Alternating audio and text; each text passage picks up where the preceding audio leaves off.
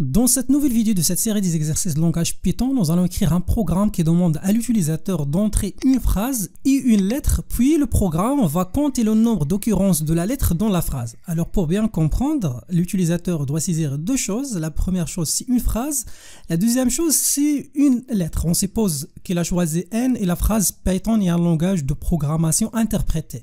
Ensuite, le programme va calculer ou bien compter le nombre d'occurrences de la lettre N dans cette phrase et il va afficher par exemple dans ce cas-là 5. Alors comment vous allez faire pour résoudre cet exercice? Avant de passer à la solution, je vous donne la méthode. La méthode est très simple. Donc si vous avez d'autres méthodes, merci de les partager dans la section des commentaires. Alors d'abord, l'utilisateur doit saisir une phrase. On suppose qu'il a saisi cette phrase-là, donc vous pouvez choisir n'importe quelle phrase ou bien n'importe quel texte. Ensuite, il doit saisir une autre chose, c'est la lettre. Donc on suppose maintenant qu'il a choisi la lettre N. Alors, la première chose consistera à faire quoi? À convertir la phrase en une liste. Comment vous allez faire pour convertir une phrase ou bien de texte qui est déjà stocké dans une variable à une liste? Il y a une méthode très simple avec Python, c'est l'utilisation de l'instruction suivante. Là, vous allez utiliser la fonction list. Il y a une fonction, c'est la fonction list, et là, vous allez mettre le nom de la variable. Et automatiquement, Python, ce qu'il va faire, il va prendre, donc dans ce cas-là, cette phrase, il va les séparer en des éléments et après ces éléments-là seront affectés à la liste P. Et après l'exécution de cette instruction, vous aurez quelque chose comme ça, dont la variable P, c'est une liste qui va contenir toutes les lettres de notre phrase. Ensuite, pour calculer le nombre d'occurrences de la lettre N dans la liste P, il suffit d'utiliser la méthode count et après afficher ça à l'écran. Donc la méthode count est utilisée de la manière suivante. Donc on a la liste P, puisque c'est une méthode, donc il faut ajouter le point et après count. Et après on met là la lettre, notre lettre, dans ce cas-là, le nom de cette variable c'est aussi lettre. Et après automatiquement dans ce cas-là, cette fonction va retourner 5. Alors maintenant nous allons passer à PyCharm pour tout simplement écrire ces instructions.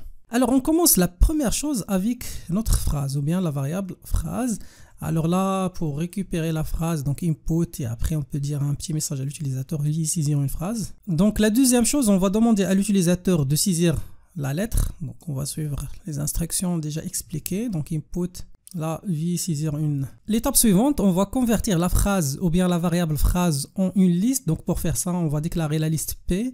Et après, tout simplement, on va utiliser la fonction cette fois, la fonction list. Et on va mettre là le nom de la variable, c'est la variable phrase. Et ensuite, vous pouvez déclarer une autre variable, c'est la variable n, qui va contenir donc la valeur récupérée. Dans ce cas-là, on va mettre donc p.count sur la variable lettre. Et après, la dernière chose, c'est l'affichage. Donc là, on va afficher rapidement ce message-là. Alors le nombre d'occurrences de la variable, dans ce cas-là, virgule là, on peut mettre là c'est lettres. Donc dans la phrase et après on va afficher la valeur de la variable n. Voilà, maintenant on va exécuter, on va saisir une phrase. Donc là je vais coller directement la phrase que j'ai déjà utilisée dans l'explication. Vous pouvez utiliser n'importe quelle phrase, donc elle sera fonctionnelle.